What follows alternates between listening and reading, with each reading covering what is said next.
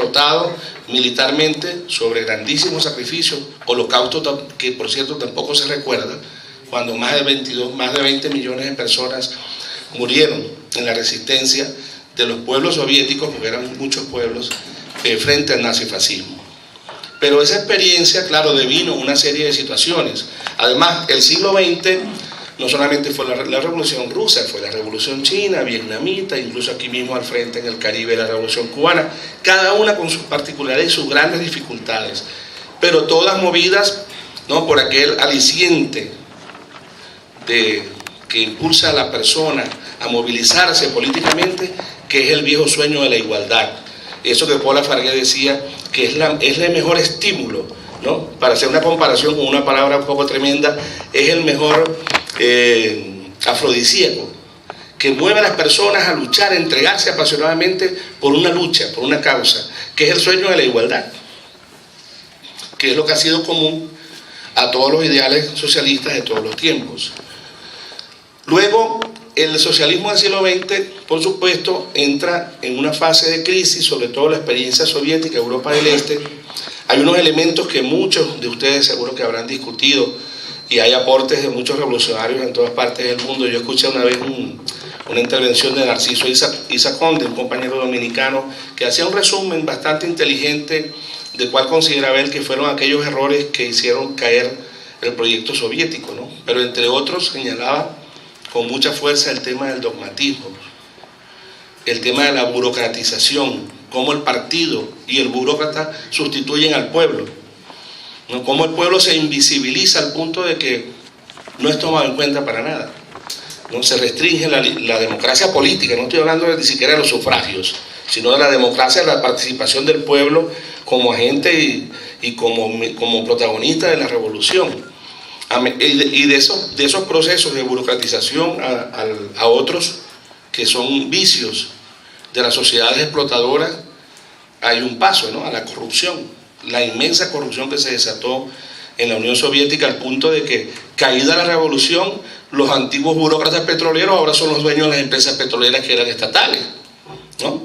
O bueno, como unos policías de la KGB que tenían una mafia dentro de la KGB terminaron controlando el actual Estado ruso, en cierta forma. Entonces, estamos hablando de que la Revolución Rusa sufrió esa caída estrepitosa por no hacerle caso a Lenin, entre otras cosas, por haber obviado aportes de otros revolucionarios que incluso fueron perseguidos.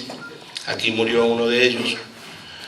Entonces, era lógico que Chávez, que es una persona que llega al socialismo a partir del encuentro con el pueblo, que llega al socialismo a partir del encuentro con revolucionarios de la talla de Fidel, que fue su gran maestro, en cierta forma, de estos últimos años, es lógico que Chávez planteara la necesidad de un nuevo socialismo, pero sí con una cuestión muy clara, que es el hecho de que nuestras revoluciones tienen que ser antiimperialistas y anticapitalistas. Ahí no hay para dónde coger.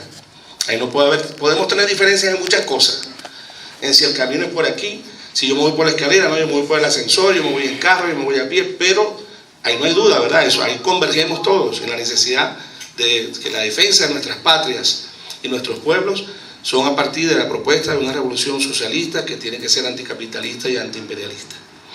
Ahora, ¿cuáles serían, para que sigamos ayudando a Chávez a darle forma y contenido al socialismo del siglo XXI? ¿Cuáles serían esas valoraciones? El ejercicio que yo hice para escribir el libro fue: ¿qué debo yo decirle a una persona que no está convencida de por qué el socialismo? Y lo primero es porque es una necesidad histórica.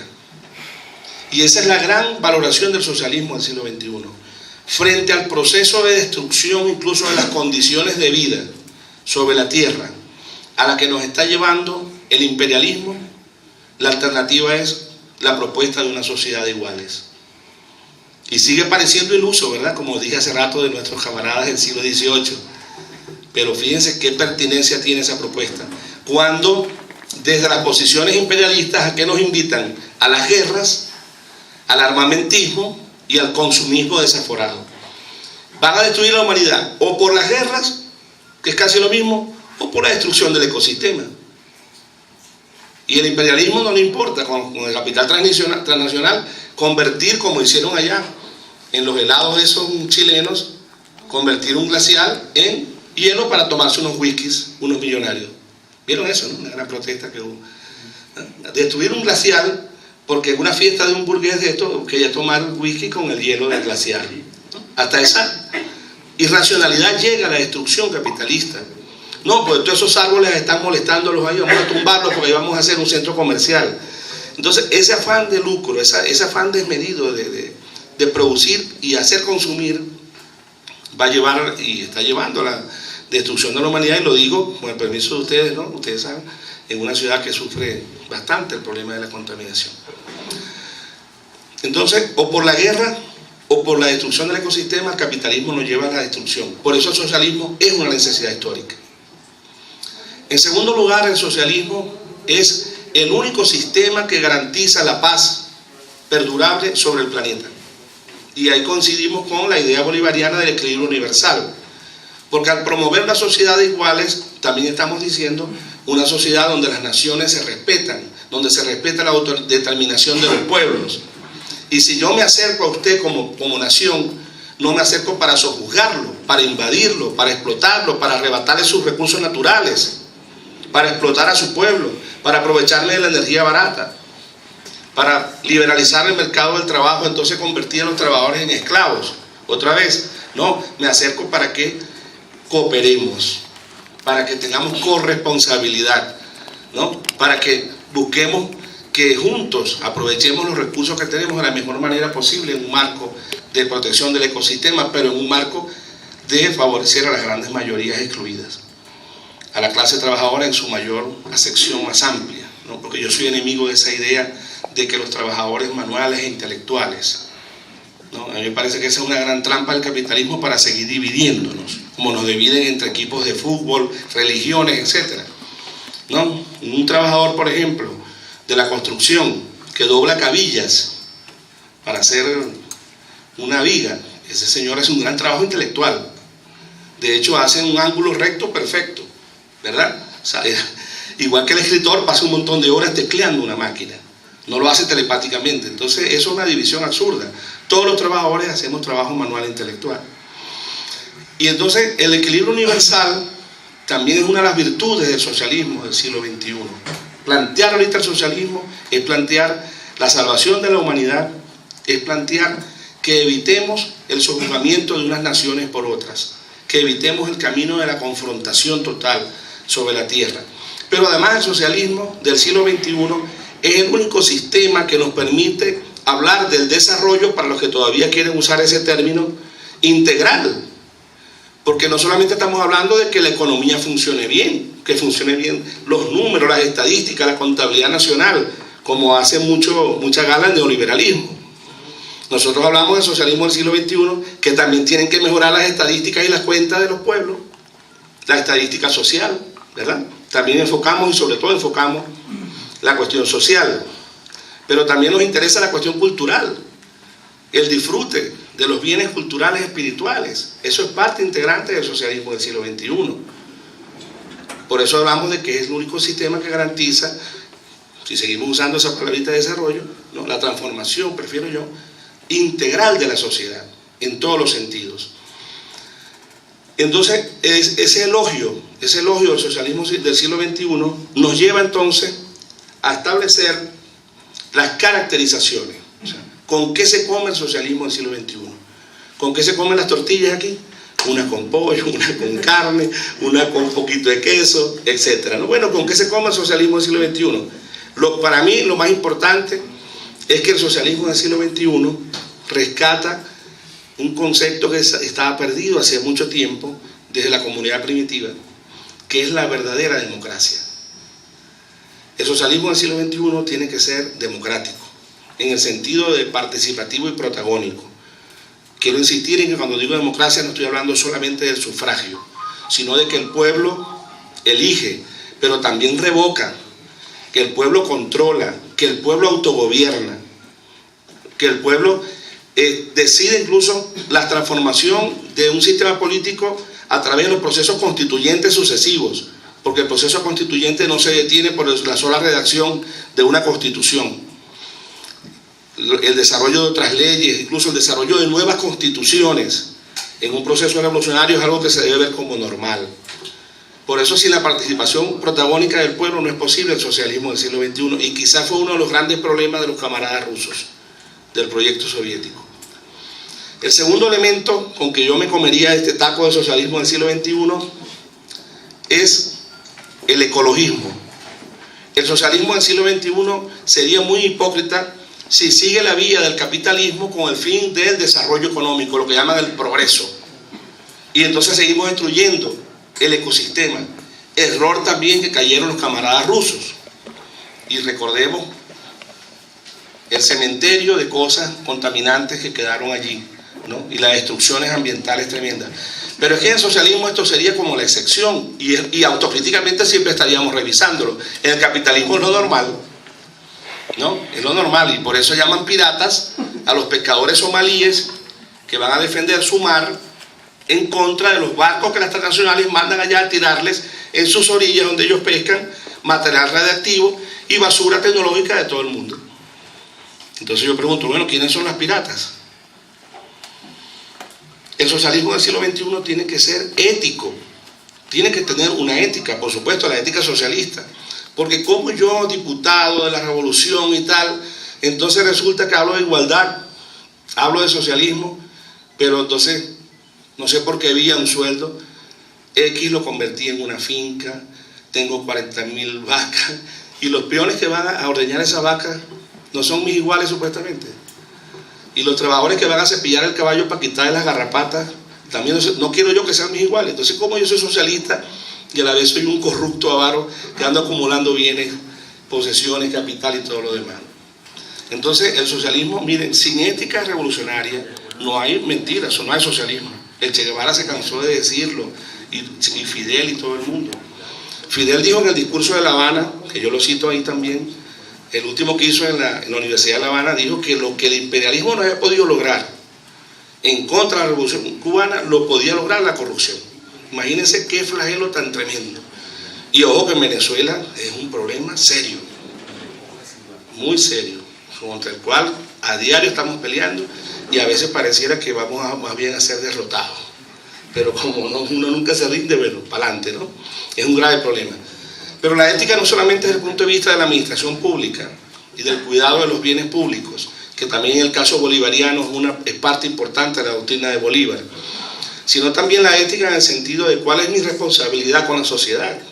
O sea, yo como maestro, cuál es mi papel, yo como trabajador de una fábrica, como médico, es decir, tiene que haber una nueva cultura ciudadana donde vale mucho aquello de que patria es humanidad, ¿no? Y donde entra un componente que en el caso venezolano debo rescatar, aunque yo no soy militante de ninguna fe religiosa. La religión mía ya ustedes más o menos van viendo cuál es. En el caso venezolano, el cristianismo popular forma parte del socialismo del siglo XXI. En el libro hay un capítulo sobre eso porque estoy obligado a hacerlo, porque es un dato de la realidad. Sobre todo porque Chávez sí era un militante sincero de esa fe. Y él rescata de esa fe esto de la esencialidad humana como fundamento de la igualdad. Y esto ha sido muy bueno en términos políticos y en términos de una nueva cultura humanista, porque el pueblo venezolano que se enamoró de las ideas de Chávez lo hizo a través de esos valores. Y eso hay que tomarlo en cuenta. Otro elemento que deberíamos anotar, sin el cual no es posible el socialismo del siglo XXI, es que tenemos que ser productivos. El socialismo del siglo XXI tiene que ser productivo. No basta tener un buen espíritu, hay que tener la fuerza para levantarse al día siguiente a seguir luchando. O sea, el libro y la tortilla, ¿verdad? La idea y la arepa, en el caso venezolano. Y si no somos capaces de producir los alimentos que necesitamos, ¿cómo vamos a hablar de ninguna revolución? Y de soberanía nacional. Pero si con trancarnos los puertos ya no tenemos, entonces nos comeremos unos con otros. Entonces el socialismo del siglo XXI tiene que ser productivo. Productivo, repito, en el sentido revolucionario de la palabra, no en el sentido neoliberal. Me refiero al hecho de que los bienes naturales sean utilizados de manera racional, ecológica, inteligente, creativa, ¿no? Y que los pueblos puedan tener la satisfacción de sus necesidades materiales y espirituales más cercanas cubiertas, porque si no, entonces ¿cómo vamos a construir la igualdad? Nunca lo vamos a construir. Si no, Carlos Marx y Federico Engels, yo releo eso porque el capitalismo hizo muchas campañas en contra del socialismo, ¿no? Que comemos niños, etcétera, pero también que entonces el socialismo es una pobreza total generalizada, donde entonces yo ando con unas alpargatas que se me están destruyendo y el otro también. No, yo leo ahí el Capital y otros textos y ellos hablan es de que el desarrollo de las fuerzas productivas debe llevar una época de abundancia. Y el término que utiliza Marx, muy poético, como siempre él solía hacerlo, de una vida gratificante. ¿Y cómo vamos a garantizar una vida gratificante si en los pueblos donde hay frío la gente no tiene con qué abrigarse? Porque la burguesía chilena ha vendido muy bien el paquete y la historia de que esto es un desarrollo económico, pero cuando uno va llegando a Santiago, de Isla Negra para allá en la noche, y ve un montón, las humazones por todos lados, ¿y esto qué es? Como si se hubiera incendiado la ciudad. No, es que la gente está quemando dentro de su rancho unos papeles, una grasa, una basura para calentarse, porque no tienen calefacción. Ese es el modelo neoliberal, ¿no? Entonces, nosotros en el socialismo del siglo XXI no podemos permitir que nuestra gente viva en esas condiciones. Entonces, pero bueno, ¿qué tenemos que hacer? Ser creativos, pero si tenemos gran cantidad de recursos naturales. Y los imperialistas no son más inteligentes que nosotros. Tan es así que tienen que robarse nuestro cerebro, se llevan nuestros científicos. Nosotros podemos desarrollar. Y los pueblos que hicieron esas pirámides, que yo sé que no lo hicieron los extraterrestres,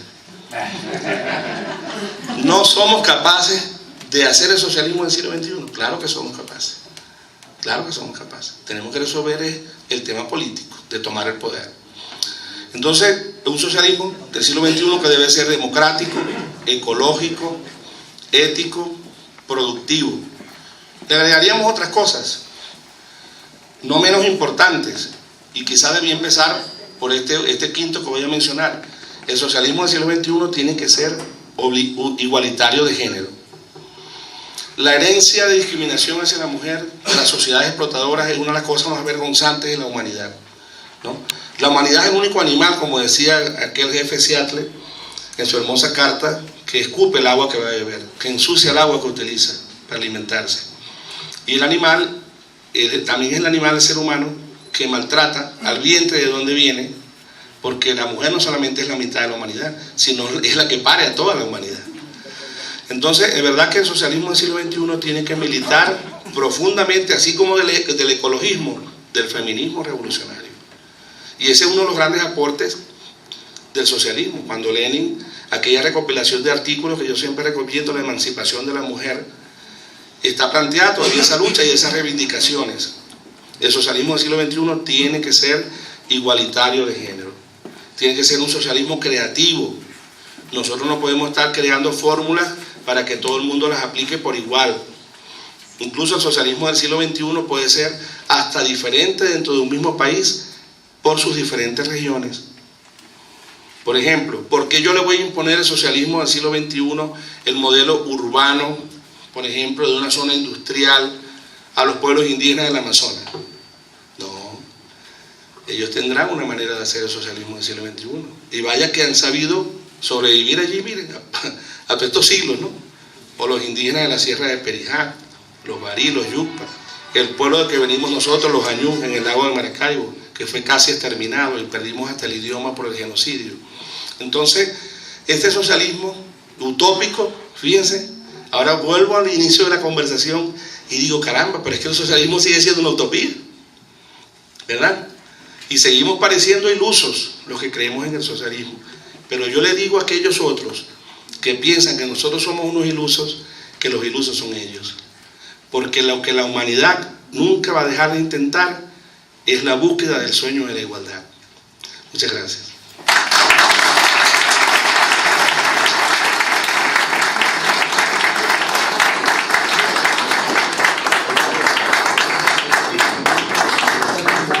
Bueno, compañeros, no sé qué les parece a ustedes hacer una ronda de preguntas y respuestas.